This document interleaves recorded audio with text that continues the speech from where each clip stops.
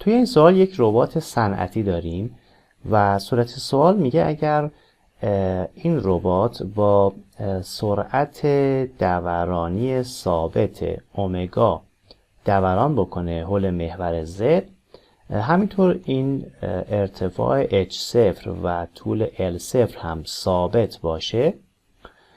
حالا برای این برای این ربات اطلاعات دیگه مثل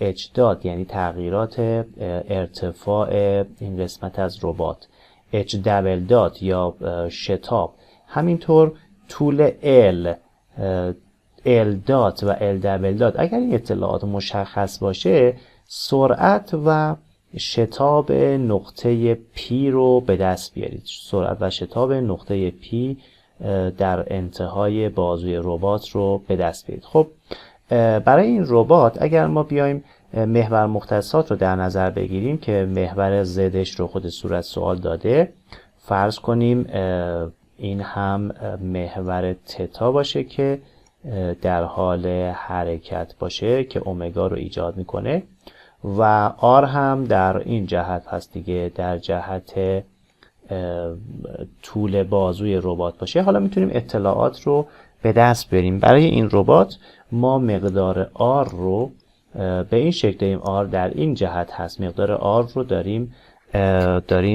L به اضافه L0. خب آر دات به چه شکلی هست؟ آر دات چون مقدار L0 ثابت هست پس آر دات برابر با L دات هست که L دات رو صورت سوال گفته که فرض میکنیم داریم. همینطور آر دبل دات هم برابر میشه با L دبل دات. این برای حرکت در جهت R. اما حرکت در جهت Z به چه شکلی هست؟ در جهت Z اگر من بخوام نقطه Z رو مقدار Z رو برای نقطه P به دست بیارم، Z میشه H به اضافه H0. پس H به اضافه H0 مقدار Z نقطه P هست. مشتقش رو بگیریم، Z دات میشود H دات چون H0 ثابت هست و Z دبل دات هم می شود H دبل دات که صورت سوال این اطلاعات رو گفته داریم. برای تتا به چه شکلی هست؟ برای دبل اومگا رو مقدارش رو داریم، مقدار تتا دات رو داریم برابر با اومگا، مقدار تتا دات رو داریم برابر با اومگا که صورت سوال گفته فرض میکنیم داریم و چون گفته که مقدار اومگا ثابت هست پس تتا دبل دات برابر با 0 خواهد بود. خب حالا میتونیم مقادیر سرعت رو و شتاب رو به دست بیاریم. برای V به ترتیب حساب میکنم. V R میشه R دات. خب R دات رو داریم L دات. V R مشخص شد. V تتا برابر هست با R تتا دات. خب R رو مقدارش داریم L به اضافه L0، L به اضافه L0. تتا دات رو داریم مقدارش رو W. و برای V سرعت در جهت Z برای نقطه P هم داریم Z دات که مقدار Z دات رو داریم H دات.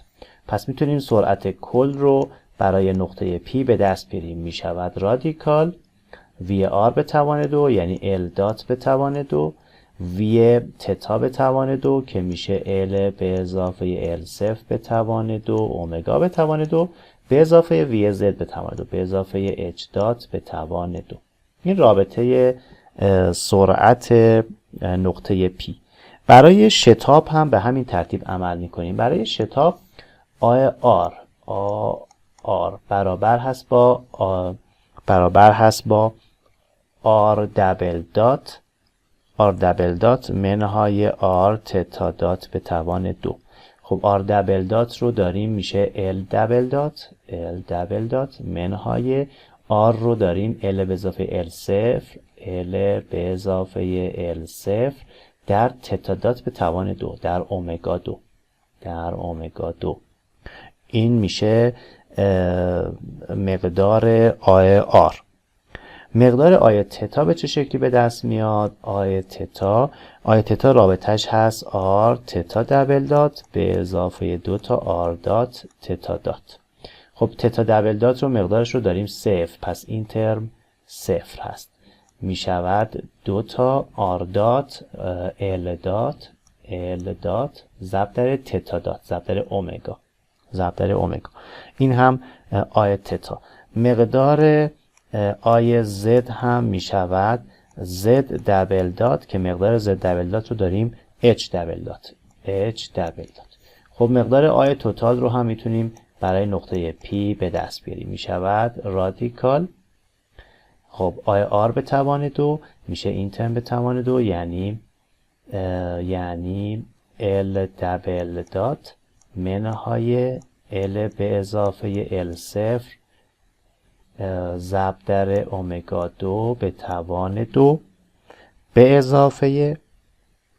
اضافه آی تتا یعنی 2 تا ال دات اومگا، پس میشه 4 تا ال دات به توان 2 اومگا به توان 2 آی تتا به توان 2 شد به اضافه آی زد به توان 2 به اضافه اچ دبل دات به توان 2. این هم رابطه مربوط به آی نقطه پی. رابطه مربوط به سرعت رو اینجا به دست آوردیم، رابطه مربوط به شتاب هم این قسمت.